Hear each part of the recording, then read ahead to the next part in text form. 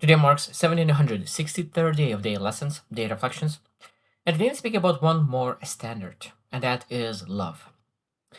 And I already discussed multiple times that when you're really going through standards, you want to really develop first few standards because every single standard is a floor, a new floor. You're not able to build a seventh floor building without building first, second, third, fourth, fifth, sixth floors. And I was reflecting as well today. The thing that I never shared yet in the last 7 days when I was speaking about standards is that it's sometimes how you execute on a good day and a bad day. It might be that on a good day you execute on a higher standard, but when you are on a bad day, you execute on lower standard. And that's the question is what is your main standard? How do you execute by default?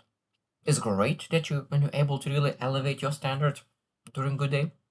But how far do you fall when by default when you have a bad day? Potentially, if even during good day, you can be at level 7 floor standard, love. But maybe by default, you go all the way to floor 1. But when you really have a bad day, you just all the way go to and just thinking about yourself and only about yourself. And that's a good question. And I think that that's people who truly succeed in life is that they have maybe even the lower standard when they perform at their best. It says that when I'm on the best, I perform at the level 5. But at the worst, they perform at level 4 or even the same level 5. So that means that they always perform at the same level. And that brings consistency in relationships, in business, in life. And that consistency is sometimes even more important than that higher standard whatsoever. But today we'll focus on that moving that higher standard forward, and that is love. And then before that, we review very shortly the things that we discovered. So number one, floor was self-interest. What's good for me? Number two, fairness. What's fair for both of us? Number three, responsibility. What's mine to do? Number four, integrity. What's right to do? Number five, excellence. How can I do that exceptionally well? And number six, wisdom. What actually matters and what is the wisest response? And now, number seven, love asks, what generally seeks the good of this person? And how can I pursue that good without betraying what is true and right? That means that sometimes we can really say, like, what is the true? What is the good for this person? Because such an interesting thing that when you really love somebody, with all your heart, unconditional love, sometimes you know that the best thing for that person is to suffer. To suffer, but that suffering will bring the character that they are hiding within themselves. And they didn't release the character that they have it, but they for some reason choose not to let it in their life. And that's why it's like even in faith. I said like people like, why God allows suffering? But I truly believe in balance in life. So that means that suffering will bring so much goodness from within. And that suffering really brings something much greater than that suffering in general. And I think that's it's very hard sometimes. It's complicated and it's tough to think about it. But love, true love, doesn't protect from suffering because suffering could potentially bring so much goodness in anyone's life. Potentially. And love is not primarily feeling, it's a decision to will the good of another person. So number one, stop making yourself the center. So when we think about love, now of course need to understand that self-love is extremely important. And as a self-interest, that's where we already have that when if you build first floor. But now we're focusing on other person. What this person actually need? And one thing that is when you really love somebody, you're willing to say that something is not big deal for me. That something is just minority. Something is that it seems that it doesn't matter. But other person could see differently. Something that you do not care about. Some other person might care a lot. It's a massive deal and big deal for them. And love is acknowledging that there is a difference in a view, in perspective. That things that maybe is not important for you, but is extremely important for someone else. And really being able to acknowledge that need, I think that's true love. When you're able to just like, I see, I understand that the thing that I see that is not important, but for you is important, for you is a big deal. And that's love what is. And it generally serves their good, not our own understanding about something. Number two, love sees the person, not merely their behavior. I always say that I'm a lover of people, and that's why I always say one sentence that some people don't care about it or don't see that way. But don't judge the message. Don't judge the messenger, judge the message. I almost said it opposite what they always believe. Don't judge the messenger, judge the message. A lot of times, person shares something that you do not like, some opinion that you do not like, and because you don't like their opinion, now you do not like this person. And I think that love is when you're actually able to disagree with opinion, disagree with a message, but still love this person and appreciate the person, appreciate that he stands for something, appreciate that he is working and developing and growing and really brings better. Because when you listen to someone who has very strong beliefs and is really does his best to understand the truth and really brings the arguments forward, that is the person who is actually benefiting you deeply as well because you're looking from both sides. And I think rather than judging their message, rather than judging their opinion and putting that on them, we were able to say, I don't like what they say, but I still could like the person. Because we said that you are more than what you did or what you do. Number three, stop confusing love with making people happy. And that's of course a huge difference. Because sometimes when we love somebody, we say like, I want to make this person happy.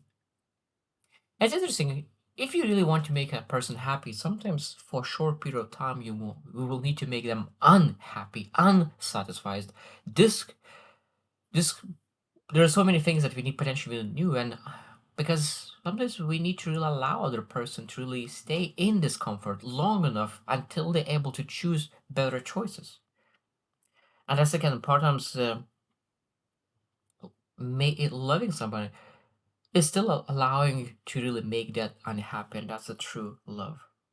Because that's the question is like, love is, am I generally acting for their good? And again, being nice sometimes is not for their good. Being nice is for your good because you don't want to have uncomfortable conversation. And this is protecting you, not other person. And that's again one thing that I needed to learn. That when you are nice, you're protecting yourself, your ego. And sometimes you're protecting friendship. But how good are you, a friend, if you is not telling what needs to be told? It might be that you're not right, but still you owe yourself that you need to really share the truth that is within you. Number four, love tells the truth. And this is again, love tells the truth. And sometimes it's interesting because if you truly love somebody, that means that you're willing to lose that friendship, that relationship. Because I think that when you love somebody, you want the best for them. And sometimes the best for them is without you for a season of life because enabling a person to do the wrong thing is a worst thing to do. Enabling person to do a wrong thing is a terrible thing to do. And if it's something that the most loving thing to do is really build strong boundaries, share your position, and really hoping that they will change. And I think that some things we need to really ask how we could really communicate to preserve their dignity, your dignity, because sometimes our communication could be hurtful. Because love is well learning how to communicate, because even you can deliver the same thing one way in a positive and another way in negative. And your choice how to develop that communication skills that you can be better at this. And this is again part of love. If you really want to be a great at love, We need to really learn how to love correctly, even including learning better communication. Number five is love doesn't keep the score. And again, this is just part of the fairness. Like, oh, I did it 10 times for you. Now I hope that you will do 10 times for me. I did such a big favor for you. I hope that you will do a big favor for me. And I think that that is going to unhealthy relationship because that is becoming like something's even one-sided usually. And I think that when someone really does something for other person and expecting something in return, other person who receiving doesn't receive it with the heart of appreciation. Because when is it you know that someone is giving because they want to give, then you feel massive appreciation because they could choose whatever to do. They have so many things to do in life, but they choose to add value. And that's a second brings a lot of appreciation. Number six, love requires sacrifice. And again, when you look into your love and the people that you love, we need to ask, okay, where we show our cost. That means time, money, comfort, pride, convenience, opportunities, emotional energy, all those things that we need to allocate to our love. And are you willing to pay this price? Are you willing to pay this cost? Because it'll be inconvenient sometimes to love somebody. But again, we need to understand love requires sacrifice, and this is a standard of living that you are willing to pay the price to have the love in your life. Number seven, love respects freedom. You can advise, you can encourage, you can establish boundaries, but ultimately, they are responsible for their choices. They give freedom. Because I think that when you have conditions that if you don't choose my advice, my unsolicited advice, it means that you don't love me. And I think that's a terrible place to be in. We need to really encourage positively, but again, like, allow other person to make choices. And this is a part of love. And there's so many things that in love, and love is such a thing that I think that I'm still learning about this standard. And that's why all other things was so much easier for me to explain the standards. But love, I think that is something that I need to really get to know myself as well. Even though I truly call myself a people lover, where I really open, but I think that that's part of me where I need to develop myself is being able to really have those more difficult conversations where I can really share my perspective and really potentially hurt people's feelings. Because sometimes that's the most important thing that you could do to really show that you love and care about this person's well-being. Because for short term, they will not like you, but in long run, they will respect you. And that's I think is beautiful thing about love. So how did you reflect about this? Because that's a beautiful topic, and I think that before I finish, I still would love to share some like dark sides of love, and that's like people pleasing. I want everyone to be happy with me, enabling. So that means that you keep rescuing something from themselves.